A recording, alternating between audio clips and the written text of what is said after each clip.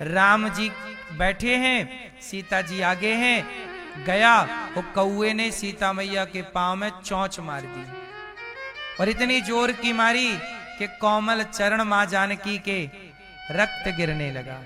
और जब खून गिरा तो राम जी ने देखा कि भाई ये तो लहू है। कहां से देखा तो घाव नजर आ गया। राम जी ने देखा ये कौआ चोंच मार के गया। एक तिनका फूलों की हार बना रहे थे, वहां तिनके थे।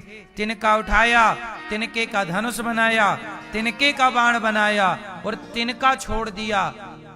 ब्रह्मास्त्र बन के कौआ के पीछे लग गया राम का बाण। गया इंद्र के पास, जयंत बचाओ बचाओ, जला रहा है ये बाण राम का। इंद्र बोले मैं नहीं बचा पाऊंगा, ये राम का बाण है। ब्रह्मा जी के पास गए, शिव के पास गए, त्रैलोक्य में कोई बचाने वाला जयंत को नहीं मिला। तब जयंत नारद जी की शरण में गया, नारद जी के चरणों में गिरा। महाराज बड़ी गलती हो गई। नारद जी बोले क्या अपराध हुआ? बोले सीता मैया के पांव में चोंच मार दी। तो जाओ, अपराध सीता जी का हुआ है तो क्षमा भी सीता जी से मांगो। चरणों में जयंत गिरा मां भगवती जानकी के। तो जानकी जी ने राम से प्रार्थना की, प्रभु ये बालक है, अपराध हो गया पर शरण में है, क्षमा कर दीजिए। और जब सीता मैया ने राम को कहा कि क्षमा कर दीजिए तो राम जी ने क्षमा कर दिया। ये क्या था? राम की ताकत थी, राम का बल और राम की दया दोनों यहां दिखाई पड़ी। बल इतना कि एक तिनका छोड़ दें तुम्हारी ओर तो तुम्हें त्रैलोक में कोई बचाने वाला नहीं है, इतना बल राम का। अब दूसरी ओर देखो, अब आते हैं धैर्य देखते हैं। जब रावण सीता मां को लेकर गया तो राम जी चाहते तो एक तिनका रावण की ओर फेंक देते, तो रावण को भी तो कोई बचाने वाला नहीं होता। लेकिन राम जी का धैर्य देखिए। राम जी जान गए कि मेरी पत्नी रावण के यहां है। राम जी हनुमान जी को भेजते हैं। हनुमान जी गए, सीता जी का पता लगा के आए। अब तो कन्फर्म, काहे शोर मचा रही हो मेरी मां? चुप रहो, शोर ना करो। जा रहे हो तो शांति से जाओ, आ रहे हो शांति से आओ, शोर नहीं। सुनो, राम जी ने हनुमान जी को भेजा, कन्फर्म हो गया कि सीता जी लंका में हैं रावण के पास। पर राम जी का धैर्य देखिए। चाहते तो राम जी एक बाण मारते, रावण शरण में आ जाता, पर नहीं। राम बार बार कभी हनुमान जी को भेज रहे हैं, कभी अंगद जी को भेज, अंगद जी जाओ समझा दो एक बार। क्या है ये? राम की ताकत तो देखिए।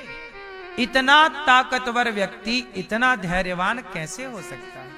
जिसके पास पावर होता है ना, उसके पास धैर्य नहीं होता।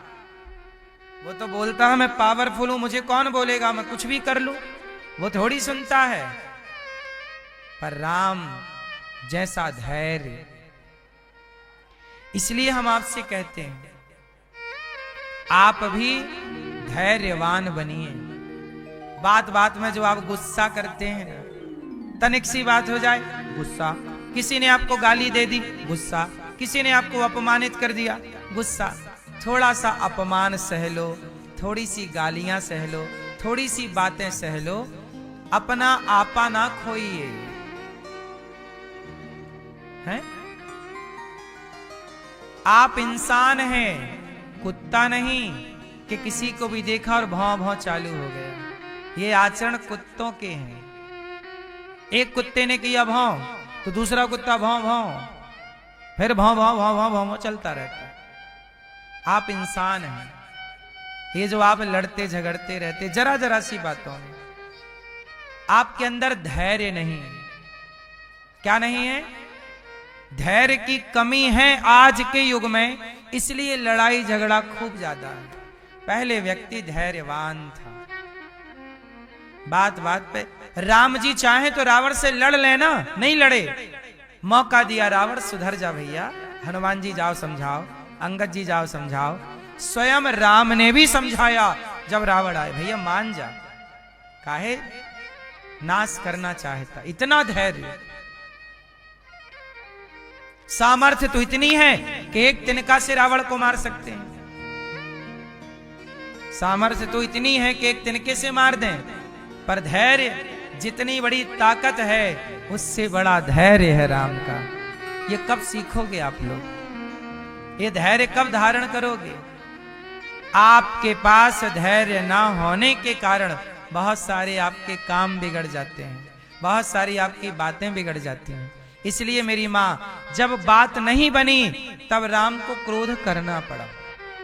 तो जहां क्रोध की जरूरत है वहां क्रोध जरूर कीजिए, और जहां क्रोध की जरूरत नहीं है वहां क्रोध बिल्कुल मत कीजिए। मेरा काम बिना क्रोध के हो सकता है, मेरा काम हंस के हो सकता है, मेरा काम मुस्कुरा के हो सकता है, मेरा काम हाथ जोड़ के हो सकता है। तो हाथ जोड़ के काम कर लो भैया। क्या देखो, हाथ जोड़ के काम कर लेना ज्यादा बेस्ट। लड़ झगड़ के काम करना ठीक नहीं है। ये तो आखिरी है ऑप्शन। लड़ना झगड़ना ये कौन सा है? फिर तो है ही, फिर तो अंत में युद्ध है ही। पहले हाँ भैया मान जाओ, हाथ जोड़ लो।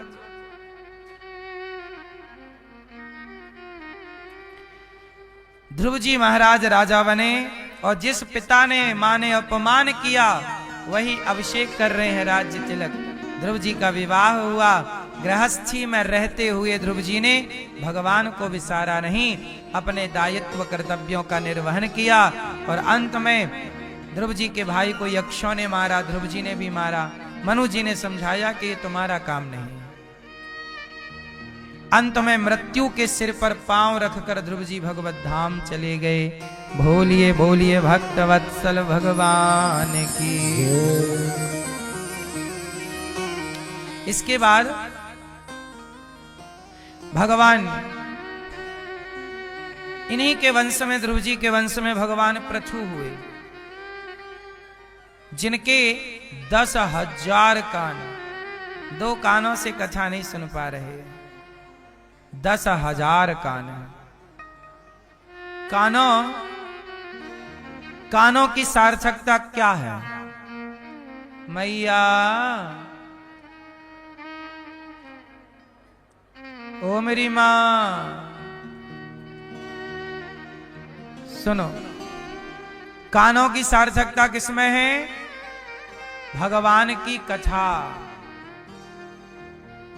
कथा सुनने में सार्थकता है। मैया कुर्सी से न मारना, टूट जाएगी, नुकसान हो जाएगा 1000 रुपया का। बैठ जाओ मेरी मां, बैठ जाओ। तो पृथु भगवान ने कान मांगे। कान क्यों? कान दिए हरि कथा सुनन को। कान किसके लिए दिए हैं? किसके लिए? इसलिए कान से कथा सुनो, कान से प्रपंच ना हो। कान भगवान की कथा सुनने में लगेंगे तो चित्त शांत होगा। नेत्र दर्शन में लगेंगी भगवान के, नेत्रों को अपार शांति का अनुभव होगा। नेत्र हैं दर्शन के लिए, कर्ण है कथा श्रवण के लिए, हाथ है परोपकार दान पुण्य के लिए। जीवन मिला है परोपकार के लिए, परहित सरिस धर्म नहीं भाई। प्राचीन बरही को दिव्य ज्ञान दिया नारद जी ने। मनु जी के दूसरे बेटा हैं प्रियव्रत। प्रियव्रतो भागवत आत्मा रामः कथं मुने ग्रहे रमत यन्मूलः कर्मबन्ध पराभवः। प्रियव्रत जी मनु जी के दूसरे बेटे हैं प्रियव्रत। प्रियव्रत जी के वंश में आगे चल के भगवान ऋषभ देव जी हुए, जहां से जैन परंपरा स्टार्ट हुई। ऋषभदेव जी के बड़े पुत्र हुए हैं भरत जी, जिन्होंने सब कुछ छोड़कर, भरत जी ने एक टाइम तक राज्य का शासन किया, पालन किया, कार्य किया, और जब देखा कि मेरा टाइम हो गया, पुत्रों को राजा बनाकर और जंगल चले गए। देखो, मैं आपको बार बार हमारे धर्म ग्रंथ कह रहे हैं कि कितने टाइम तक गृहस्थी में रहें और कितने टाइम बाद विरक्ति में आ जाएं। सदा पकड़े ना रहो, सदा पकड़े ना रहो, छोड़ना भी पड़ता है। कब तक पकड़ें और कब छोड़ दें? अच्छा ये बताओ, पकड़ना सही है कि छोड़ना सही है? जरूरत देखो, एक उम्र तक पकड़ना भी सही है, पर एक उम्र के बाद,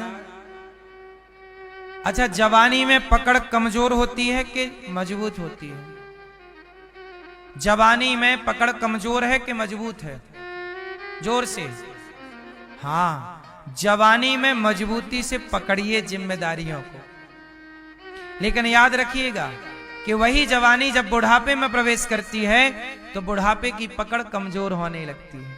मानव प्रकृति भी कह रही है कि अब छोड़ और माम एकम शरणम ब्रज, मेरी शरण में आ। मानो भगवान कह रहे हैं अब क्यों पकड़, अब तो हाथ भी कमजोर है, आना मेरी शरण में आ। भगवान कह रहे हैं मैं माम एकम शरणम ब्रज, अहम त्वा सर्व पापेभ्यो मोक्षयिष्यामि मा शुच आ। अच्छा, मंदारी बंदर को कैसे पकड़ता है? मंदारी बंदर को कैसे पकड़ता है?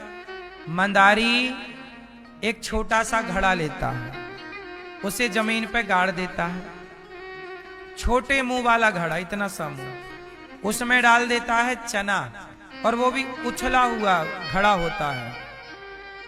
चने, बंदर देखता है चने, बंदर हाथ डालता है, हाथ में चने आते हैं तो चने पकड़ लेता, और जैसी मुट्ठी बंद की, अब घड़े से खींचा तो घड़ा से हाथ बाहर नहीं आया, पकड़ा गया।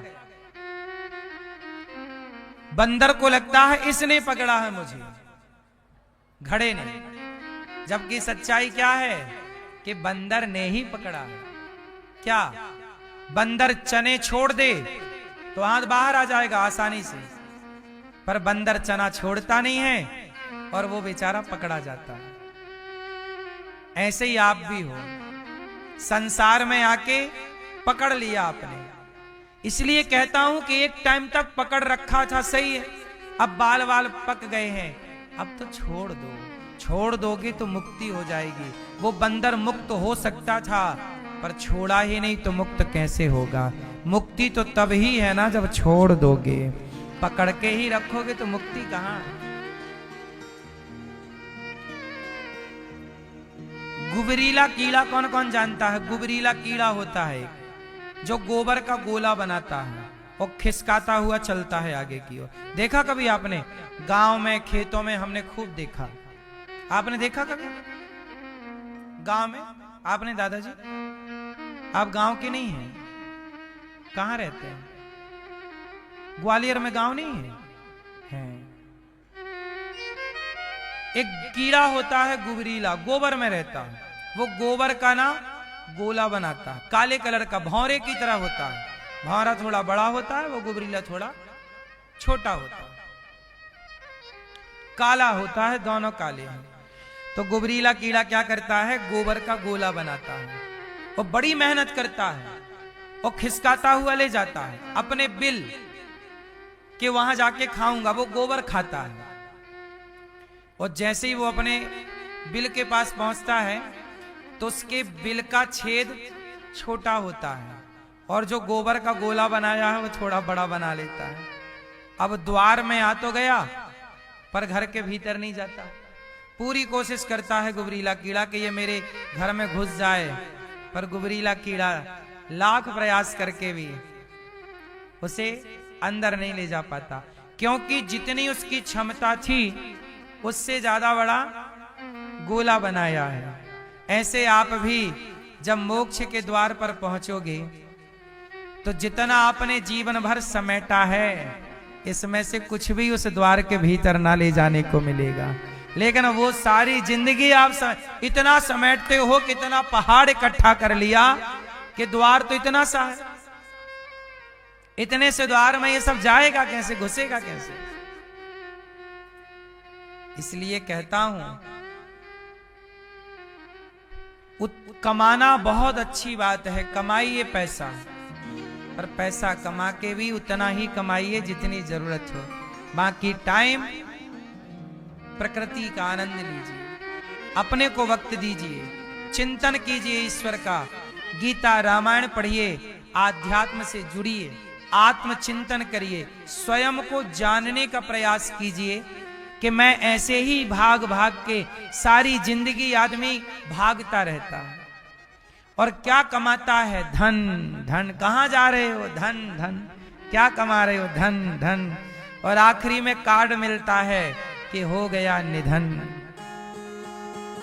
सारी जिंदगी भाग रहे थे धन के लिए, बाद में सुनने को मिला कार्ड में लिखा था क्या हो गया? निधन। तो तुम्हारे धन के आगे केवल नी शब्द जुड़ जाएगा, खेल खत्म। बोलो हाँ। हाँ, थोड़ा सा वक्त राम को,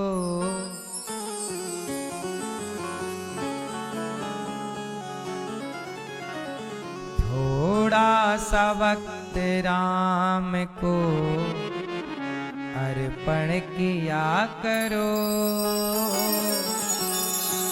थोड़ा सा वक्त कृष्ण को अर्पण किया करो। जी भर के राम नाम का, जी भर के कृष्ण नाम का प्याला पिया करो। थोड़ा सा समय निकालो मेरी माँ,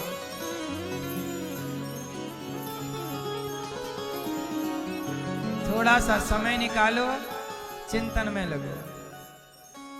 लोक सुधर गया, अब परलोक सुधार लो। लोक में आपके पास घर है, सम्मान है, पैसा है, परलोक के लिए क्या? बोलो मेरी माँ। भगवान कहेंगे मैंने मानव जन्म तुमको हीरा दिया, तूने व्यर्थ गवाया तो मैं क्या करूं? तुझे मानव जन्म, तुझे हीरा जन्म अनमोल दिया, हीरा जन्म अनमोल दिया। ये हीरा सा जन्म पाया है, तूने मानव तन पाया है, तूने व्यर्थ गवाया तो मैं क्या करूं? तूने व्यर्थ गवाया तो मैं क्या करूं? तूने व्यर्थ गवाया तो मैं क्या करूं? तूने व्यर्थ गवाया तो मैं क्या करूं? इसलिए कहता हूं, भगवान क्या करेंगे? आपको ही संवारना पड़ेगा ना ये जिंदगी। मैंने मानुष जन्म तुमको हीरा दिया, मैंने मानुष जन्म तुमको हीरा दिया, मैंने मानुष जन्म तुमको हीरा दिया, मैंने मानुष जन्म तुमको हीरा दिया। तूने व्यर्थ गवाया तो मैं क्या करूं? तूने व्यर्थ गवाया तो मैं क्या करूं? तूने व्यर्थ गवाया तो मैं क्या करूं? तूने व्यर्थ गवाया तो मैं क्या करूं? मैंने मानुष जन्म तुझको हीरा दिया, मैंने मानुष जन्म तुमको हीरा दिया, मैंने मानुष जन्म तुमको हीरा दिया, मैंने मानुष जन्म तुमको हीरा दिया। तूने व्यर्थ गवाया तो मैं क्या करूं? तूने व्यर्थ गवाया तो मैं क्या करूं?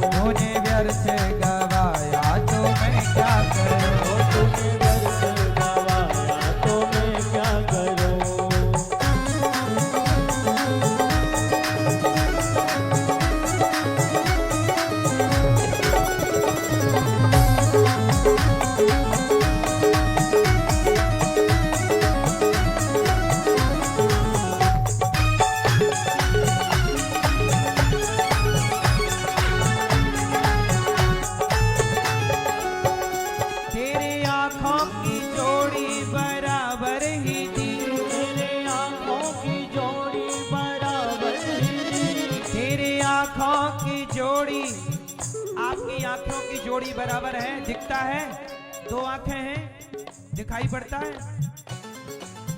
भगवान बोले आंखें दे दी दो।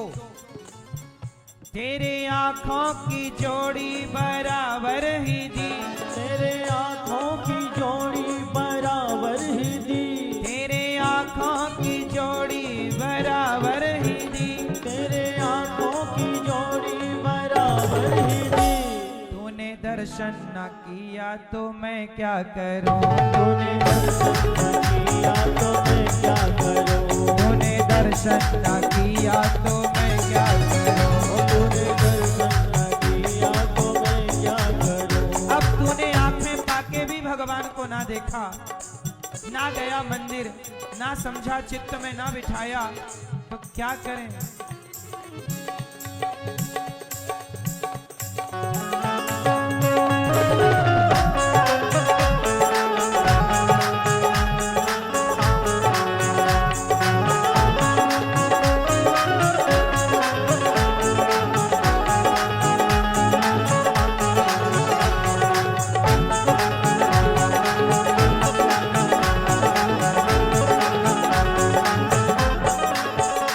अन्न दूध भी खाने को मैंने दिया, अन्न दूध खाने को मैंने दिया, अन्न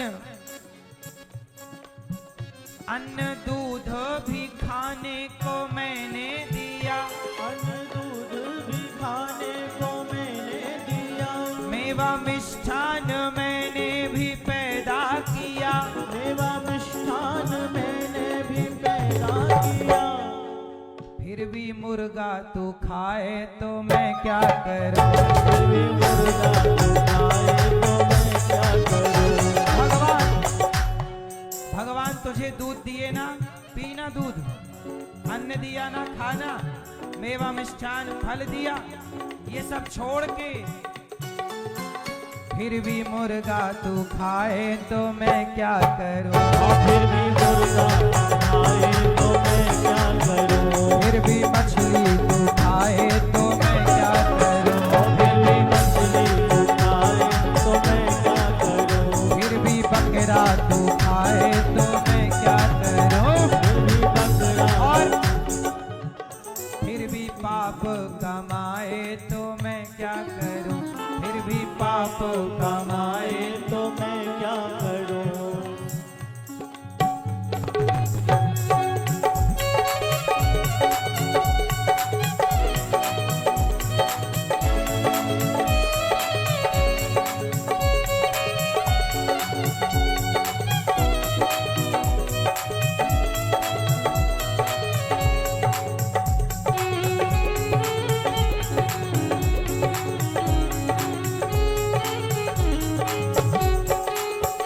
तेरे पावों की जोड़ी बराबर ही दी, तेरे पाँवों की जोड़ी बराबर ही दी, दो पांव बराबर हैं आपके, तेरे पावों की जोड़ी बराबर ही दी, तेरे पाँवों की जोड़ी बराबर ही दी।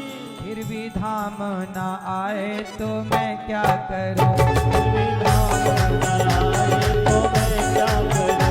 फिर भी धाम ना आए तो मैं क्या करूं, फिर भी धाम न आए तो मैं क्या करूं। पाँव पाँव बराबर दिए, फिर भी वृंदावन न आए तो मैं क्या करूं, फिर भी वृंदावन न आए तो मैं क्या करूं। जय जय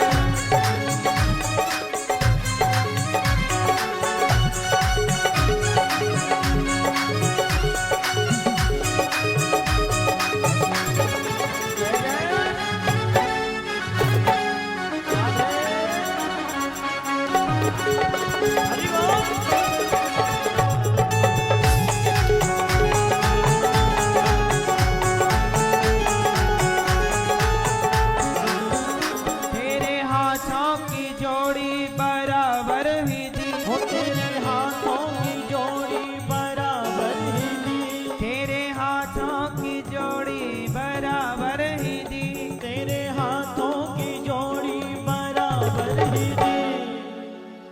दान करने ना पाया तो मैं क्या करूं। वो दान करने ना पाया तो मैं क्या करूं। भगवान कहेंगे हाथ तो मैंने दिया था, तूने इन हाथों से किसी को रोटी क्यों नहीं दी।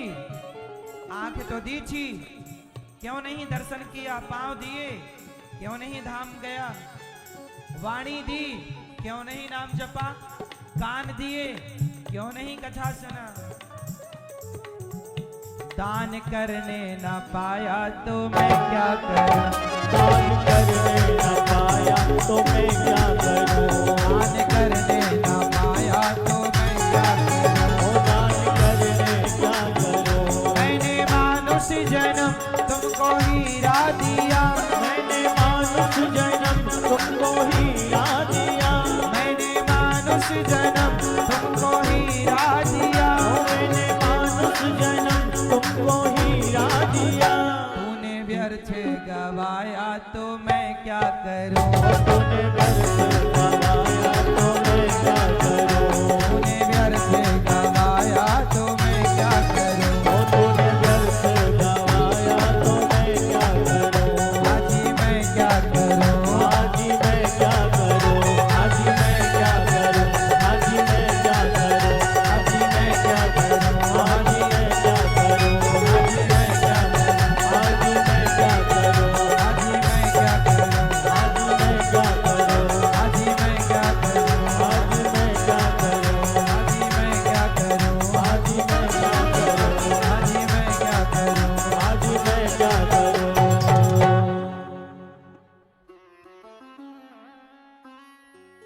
अन्न दूध भी खाने को मैंने दिया।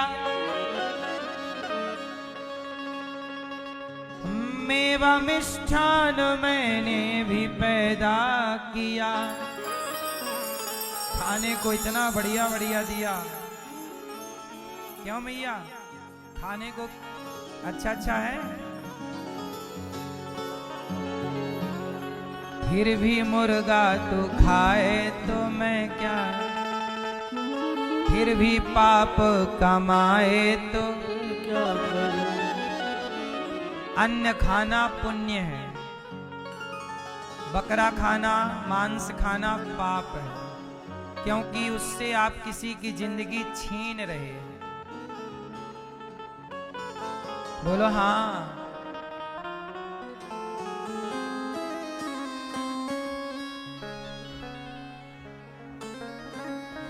भरत जी महाराज सब छोड़ के जंगल चले गए। जंगल में भरत जी ने एक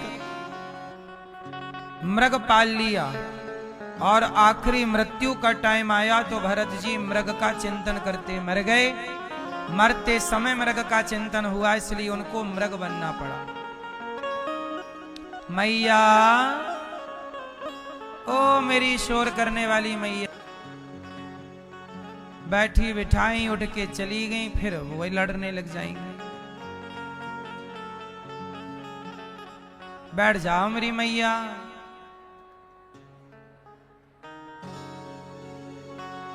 ए मैया, पीछे वाली बैठ जाओ मेरी माँ। सुनो, भरत जी सब छोड़ के जंगल गए, वहां भी उनको प्यार हो गया। सबसे बुरी चीज क्या है? प्यार हो जाना जगत से। सबसे अच्छी चीज क्या है? प्यार हो जाना जगन्नाथ से। भगवान से प्यार हो जाना अच्छा है, और संसार से प्यार हो जाना सही है कि नहीं? संसार से प्यार हो जाना सही है कि गलत है? सही है। अच्छा, आप पत्नी से प्यार हो जाना सही है कि गलत है? और पति से प्यार हो जाना, देखो, पति से प्यार करो, पत्नी से प्यार करो, बच्चों से प्यार करो, पर इस प्यार में भी एक जानकारी है। पत्नी पति से प्यार करना है, पर प्यार करते हुए ये ध्यान रखना है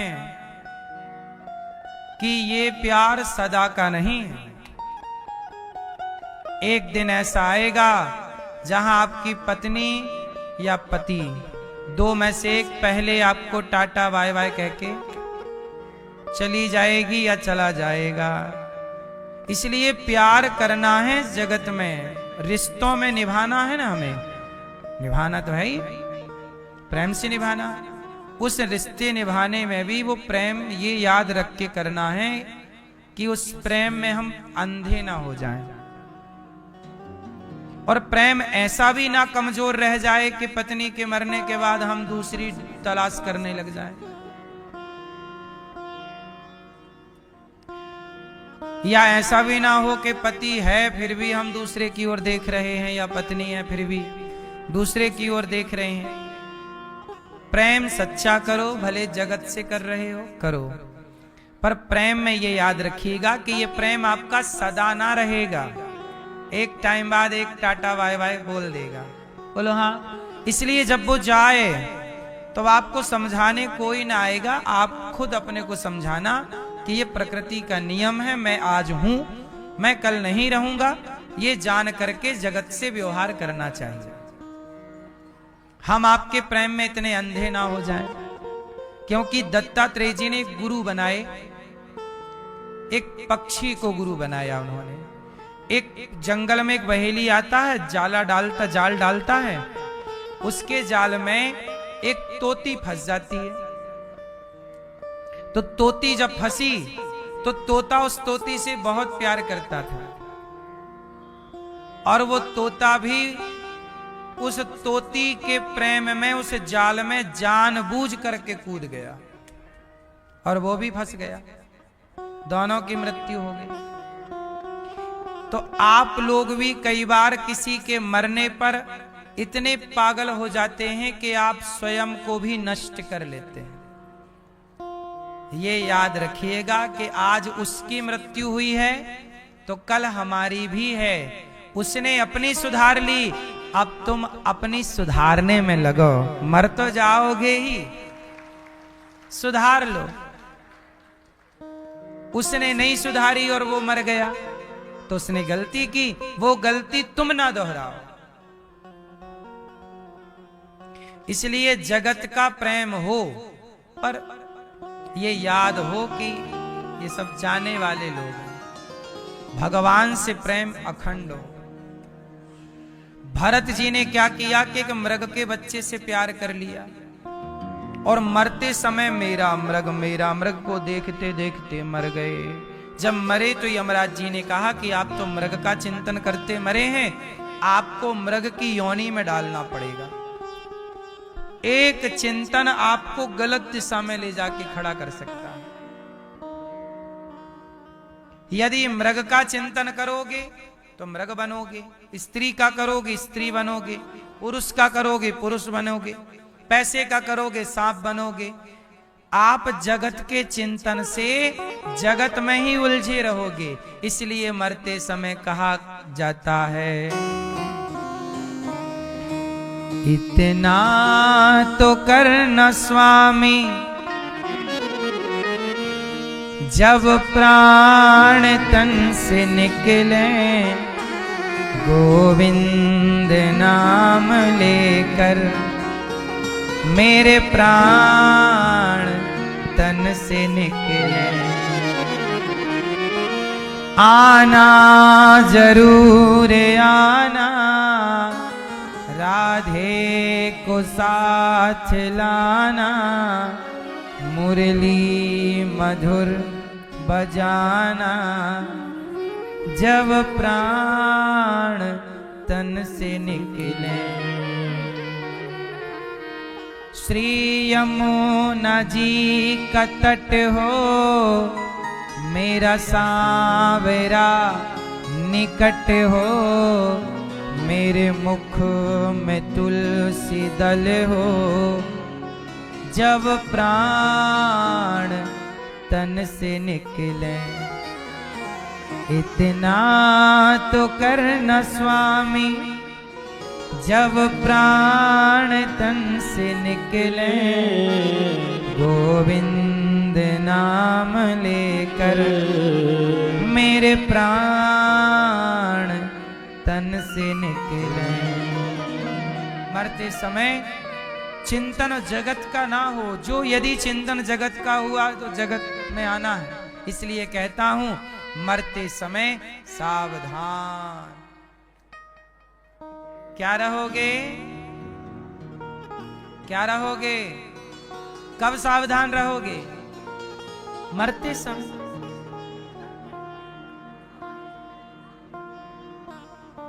मरते समय सावधान रहने का होश रहेगा। अभी से काल तुम्हारे सिर पे नाच रहा है। मौत का कोई भरोसा बता के थोड़ी आएगी मौत। हाँ सुनो, हेलो, मैं निकल गई हूं यहां से, 2 घंटे पहुंच जाऊंगी, ऐसा बता के थोड़ी मौत आएगी। आएगी। अभी से करो तैयारी, पता नहीं कब आए।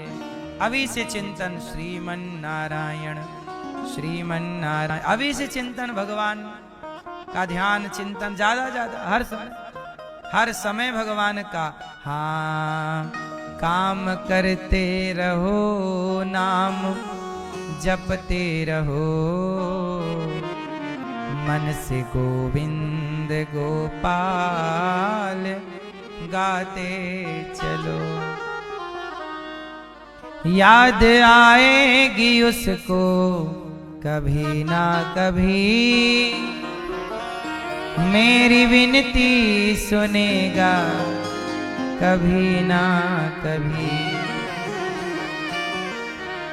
ऐसा विश्वास मन में जगाते चलो, मन से गोविंद गोपाल गाते चलो। काम करना है, काम नहीं छोड़ना। हर क्षण श्रीमन। हे नाथ, मैं आपको कभी भूलू नहीं। बोलो हे नाथ, मैं आपको कभी भूलू नहीं। हे बिहारी जी, हे श्रीमन नारायण, हे श्याम सुंदर, मैं आपको कभी भूलू नहीं।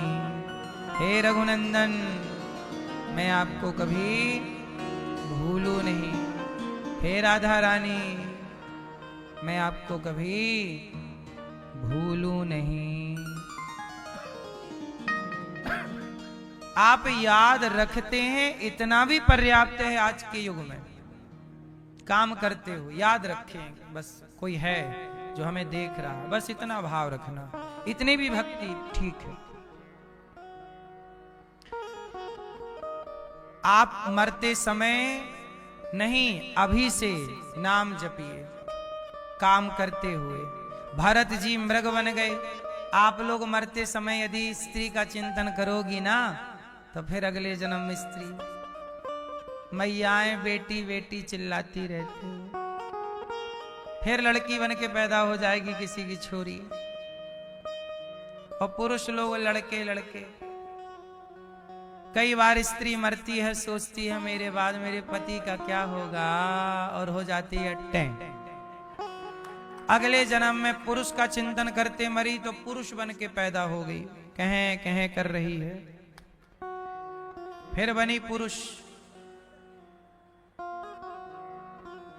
और पुरुष बनी, फिर वो पुरुष अपनी स्त्री का चिंतन करता, मेरी जाने के बाद मेरी पत्नी का क्या होगा। तो फिर पत्नी का चिंतन करते फिर मर गई, फिर हो गई टें, फिर आ गई स्त्री बन के। तो यही गोल गोल चल रहा, स्त्री पुरुष खेल रहे हैं अपन लोग, यही 84 के चक्कर में पड़े हैं। इस 84 के चक्कर से बाहर भी तो जाओ। इस 84 के चक्कर से बाहर जाने का नाम ही मोक्ष है, मुक्ति है। रोज थोड़ा थोड़ा हरि का भजन कर ले,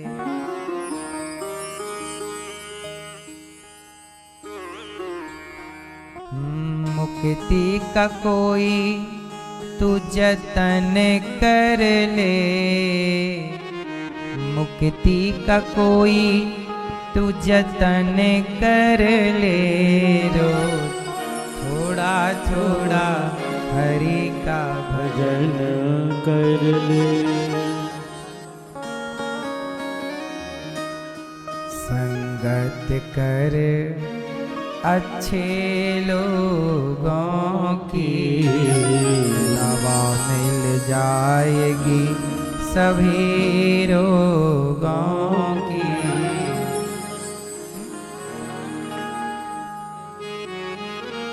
अब मुक्ति का अब कोई जतन करते ही नहीं। भक्ति करेगा तो बड़ा ही सुख पाएगा। भक्ति से आत्मा का मैल छूट जाएगा। आत्मा के साथ साथ मन कर ले, आत्मा के साथ साथ मन कर ले। रोज थोड़ा थोड़ा हरि का भजन कर ले। मुक्ति जरूर पाइए, तब तो आना है, काय खवाए। तो तैयारी थोड़ी कर लो। भरत जी महाराज मृग बन के आ गए। यमराज जी बोले वापस आओ मृग बन के। मैया आप अगले जन्म में क्या बन के आओगी? आओगी? वैसे आप 84 कोस की परिक्रमा लगा रहे हैं तो 84 लाख योनियों से मुक्ति तो होगी ही होगी। इसलिए जो बंधन में रहना चाहे, देखो हम तो चले, अब आप रहो तो फिर भोगो 84 का चक्कर। कबीरदास जी कह रहे, चलती चक्की देख कर दिया कबीरा रोए। चलती चक्की देख कर दिया कबीरा रोए। दो पाटन के बीच में साबुत बचाना। सब पिस रहे हैं, दो पहिए हैं, जन्म और मृत्यु के पहिए में सब पिस रहे। जन्म मृत्यु पुनरपि जननम पुनरपि। बचना है तो क्या करो? चलती चक्की चलने दे, पिस पिस आटा होए और कीले माही जो रहे सो बाल न बांका। चक्की के बीच में कील होती है, उसमें दाना चला गया तो कितना भी चक्की चले वो दाना नहीं पिसता जो एक कील के पास है। जो एक हरि की शरण में है वो 84 के चक्र में ना पिसेगा। इसलिए कहता हूं भगवान की शरण ग्रहण करो। क्यों मैया? अब बिल्कुल भी संसार में मन ना रहे आपका, जगत से पूर्ण विरक्ति हो। जगत से पूरी क्या हो? क्या हो? एक टाइम बाद की बात कर रहा हूं, जब बेटी बेटों का विवाह हो जाए तो विरक्ति पूरी हो। अभी बेटा बेटियों का विवाह नहीं हुआ, बच्चे छोटे हैं, तो थोड़ा संसार में व्यवहार में रहना, रुचि संसार में है, ठीक है थोड़ा, पर रहते हुए भी ये याद रखना है कि ये सदा का सिस्टम नहीं है। हमारा भला किसमें है? कौन हमारा भला करेगा? किससे हमारा भला होगा?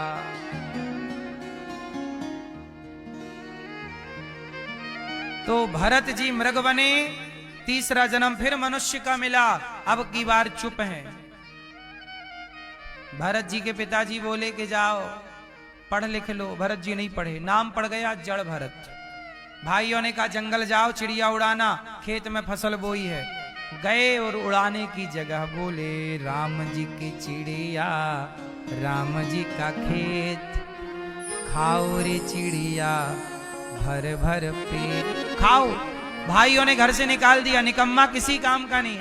चिड़िया उड़ाने बिठाते हैं तो बिठा के खवाता है। भरत जी चाहते थे कि तुम हमें निकम्मा समझ लो, क्योंकि काम करते रहेंगे तुम उलझाए रहोगे। अब हम आजाद हो गए, अब पूरा समर्पण भगवान का, अब कहीं बंधन नहीं। भरत जी जंगल में विचरण करते हैं। एक बार जंगल के भीलों ने भरत जी को पकड़ लिया, चलो तुम्हारी बलि चढ़ाएंगे। भरत जी बोले चढ़ा दो। भद्रकाली के मंदिर ले गए बलि चढ़ाने। काली ने देखा कि मेरे निर्दोष भक्त की बलि चला रहे हैं, तो भगवान का बड़ा भक्त है। काली प्रकट होकर उन्हीं का दुष्टों का दमन करती हैं और भरत की रक्षा करती हैं। भरत जी ने माँ को प्रणाम किया और जंगल में विचरण करने लग गए। एक दिन क्या हुआ, वहां से कि राजा की सभा सेना निकली, बड़ा शोर शराबा था, राजा जा रहे हैं, राजा की जय, राजा की जय। तो वहीं पेड़ की छांव में भरत जी जंगल में पड़े थे। तो राजा की पालकी उठाने वाला कहार थक गया। तो राजा का एक जो मुखिया था उसने भरत जी को पकड़ा, यहां चलो, राजा साहब की पालकी उठाओ, चलो। अच्छा, राजा लोग किसी को भी काम पे लगा सकते हैं, मना करे तो प्राण दंड है। भरत जी को बोला पालकी उठाओ, भरत जी ने रख ली पालकी कंधे पे, चल रहे। भरत जी को कोई कुछ बोले ही नहीं भरत जी, चलो। पर याद रखना, ये पालकी पे बैठा जो राजा रहुगण है ना, ये पिछले जन्म में मृग था। ये वही मृग है जिस मृग में यही भरत जी पिछली बार आसक्त हो गए थे। पहले भी इस मृग को कंधे पे बिठाया, अब ये मृग राजा बन के आया है। क्योंकि उस समय भरत जी राजा थे, तो मृग ने चिंतन किया राजा का, तो वो मृग बन गया राजा। और भरत जी ने चिंतन किया था मृग का, तो ये बन गए थे मृग। अल्टी पल्टी हो गई। भरत जी समझ गए कि तेरे चक्कर में मेरा एक जन्म खराब हो गया, 2 जन्म। मैं तो मोक्ष तभी पा लेता, तेरे चक्कर में ये दूसरा बार आना पड़ा। चल अब तुझे भी लेके चलता हूं। राजा रहुगण चले तो भरत जी चले, तो चींटियां नजर आई, तो भरत जी ने छलांग मार दी, चींटियां दब ना जाएं। आप लोग भी चला करो तो जीव जंतु बच सकें, जितना बचाओ। हम क्यों किसी के प्राण लें। भरत जी ने छलांग मारी, तो भरत जी की छलांग मारती रहुगण की पालकी सिर पे टकराई। रहुगण बोला, क्यों रे, काहे उछल कूद कर रहे हो। कहारों ने कहा, महाराज ये नया नया भर्ती हुआ, बिना इंटरव्यू का है, ये उछल कूद बहुत कर रहा है। भरत जी ने कहा, समझाओ। समझाया, राजा बड़ा खतरनाक है, सीधा चल। भरत जी फिर चले, आगे फिर चींटियां नजर आई, तो जोर की छलांग मारी, और जोर की मारी तो राजा रहुगण के सिर में पालकी इतनी जोर की टकराई कि यहां सिर पे से हल्का सा खून आ गया, और यहां भरत जी ने देखा, रहुगण ने देखा खून आ गया। रहुगण बोला, कौन है ये, समझाने पर भी नहीं समझता, बड़ा दुष्ट है, इसे मैं मृत्यु दंड दूंगा। भरत जी बोले, लो भैया, मृत्यु दंड देने का बोल रहा है हमारा राजा। भरत जी बोले, रखो इसकी पालकी, थोड़ा हम इसे ज्ञान दे दें। पालकी रखी और रहुगण को निकाला, पालकी यहां बाहर निकल। रहुगण बोला, मार दूंगा। भरत जी से बोला, तलवार निकाल ली रहुगण ने, मार दूंगा तुझे, कौन है तू। भरत जी बड़े सीधे सच्चे सरल संत थे।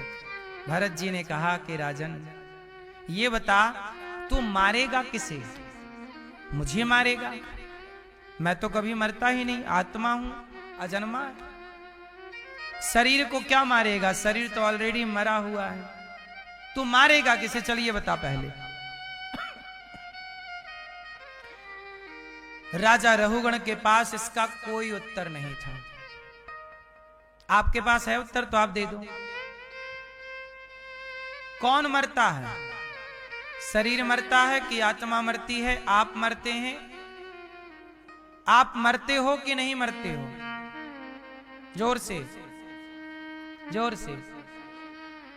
आप मरते हैं, तो जो नहीं मरता वो कौन है, और जो मर गया वो कौन है, जो चिल्ला रहा कि मैं मर गया। सवाल कठिन है, समझ लोगे तो समझा दूंगा। कौन मरता है पहले ये बताओ। शरीर, शरीर मरता है। शरीर कितनी चीजों से मिलकर बना है, 5, पृथ्वी, जल, वायु, अग्नि, आकाश। और ये 5 चीजें 5 में समाती हैं। जब आपकी चिता पे आग लगती है तो आपका जल तत्व जल में चला गया, वायु तत्व वायु में, अग्नि तत्व अग्नि में, आकाश तत्व आकाश में। मिट्टी का घड़ा टूटा तो मिट्टी का बना था, मिट्टी में मिल गया। आप 5 से बने थे, मरे तो 5 में मिल गए, तो मरा कौन? 5 से ही तो आप बने हो, वो 5 में ही मिलोगे। जमीन पे गाड़ दें तो भी 5 पे मिलोगे, अग्नि पे जला दें तो भी 5 पे मिलोगे। बोलो हाँ, मरा कौन? मुझे सवाल का उत्तर मिला नहीं। कौन मरा है? क्यों भैया मरा कौन? आत्मा मरती नहीं है। गीता में लिखा, आत्मा नैनम छिंदंती शस्त्राणी नैनम दहती पावक। आत्मा अजन्मा है, अमर है। आत्मा कभी मरती नहीं। शरीर 5 चीजों से मिलकर बना, 5 में समा गया। सवाल फिर खड़ा है, मरा कौन? कौन मरा? मन? माया मरी न मन मरा, मर मर गया शरीर। आशा तृष्णा ना मरी, कह गए दास कबीर। मन कभी नहीं मरता। कौन मरा है? कौन मरा? कौन मरा? अहम अभिमान मरा। अभिमान कहां मरा? आज भी लोगों के भीतर अभिमान है, आने और भी लोग आएंगे उनके भीतर भी अभिमान रहेगा। मरते समय भी मरने वाला का अभिमान कहां टूटता है? अभिमान लेके ही पूरा होता है। कौन मरा? कौन मरा? सुनो, एक्चुअली सच्चाई ये है कि मरता कोई नहीं है, कोई मरता ही नहीं है।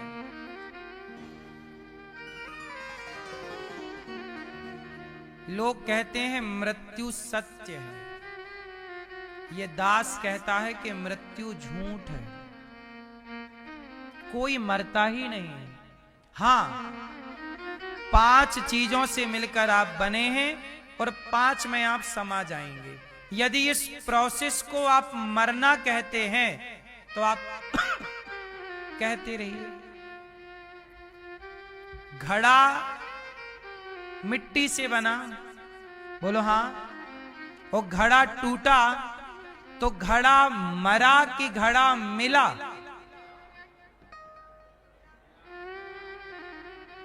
घड़ा टूटा तो घड़ा मरा कि मिला? मिट्टी का घड़ा मिट्टी में मिल गया, मरा कौन? घड़ा मरा? कहां घड़ा मरता है? बोलो, मिला है। उस मिलने को आपने मृत्यु नाम दे दिया। ये आपकी मिस्टेक है, ये मिस्टेक आपकी है। आपने सदियों से मिस्टेक की, कह गए मर गए मर गए। कोई कहां मरता? अरे मिल गए। क्या हो गए? शरीर का 5 तत्व 5 तत्वों में मिल गया, आत्मा परमात्मा में मिल गई, भक्त और भगवान का मिलन हो गया। ये मिलना है, मिल गया, मर नहीं गया। खोया हुआ जीव अपने ईश्वर से मिल, वो मिलन है। वो क्या है? मिलन है। तो मर नहीं गया, मिल गया, 5 तत्वों में मिल गया। हाँ या ना? मरा कौन? कोई नहीं, कोई मरता ही नहीं है। अब ये प्रश्न खड़ा हुआ कि जब मरता नहीं तो लोग क्यों कहते हैं मर गया? इसका भी मैं आपको उत्तर देता हूं, सुनो। रस्सी में सांप दिखता है कई बार। रस्सी में क्या दिखा? सांप सांप सांप। टॉर्च निकाली तो देखा नहीं जी, सांप नहीं है, ये तो रस्सी है। अब ये बताओ, रस्सी में सांप था या नहीं?